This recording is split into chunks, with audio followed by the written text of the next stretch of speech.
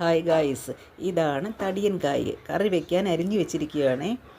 ഇത് നമ്മുടെ കുമ്പളങ്ങയുടെ വലുതാണ്, അതുകൊണ്ടായിരിക്കും തടിയൻ കായ് എന്ന് പറയുന്നത്. ഇത് നമ്മുടെ അമ്മുക്കുട്ടിയുടെ വീട്ടിൽ നിന്ന് കൊണ്ടുവന്നതാണ്.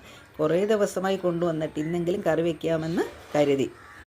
ഇത് മുരിങ്ങയ്ക്കയുടെ ചോറെടുത്ത് വെച്ചിരിക്കുകയാണ്. ഇന്നലെ നമുക്ക് ഏറെ മുരിങ്ങയ്ക്ക കിട്ടിയിരുന്നു. അപ്പം വിചാരിച്ചു ഇങ്ങനെ തോരൻ വെക്കാമെന്ന്. ഇത് മുരിങ്ങയ്ക്ക പിളർന്നതിന് ശേഷം ഒരു സ്പൂൺ വെച്ച് നമുക്കിങ്ങനെ എടുക്കാൻ പറ്റും.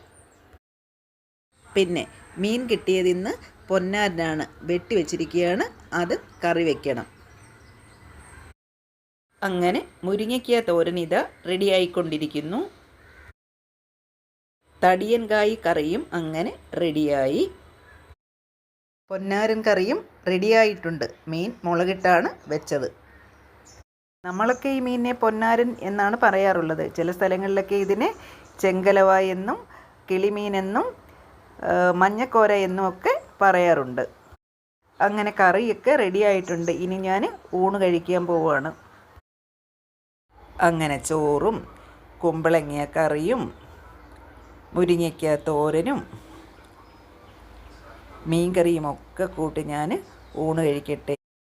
പിന്നെ എൻ്റെ ഈ ചോറ്റുപാത്രം നിങ്ങൾക്ക് ഇഷ്ടമായോ? ഇഷ്ടമായെങ്കിൽ പറയണേ. നിങ്ങളൊക്കെ ഫുഡ് കഴിച്ചോ? എന്തൊക്കെ ഉണ്ടായിരുന്ന കറികൾ?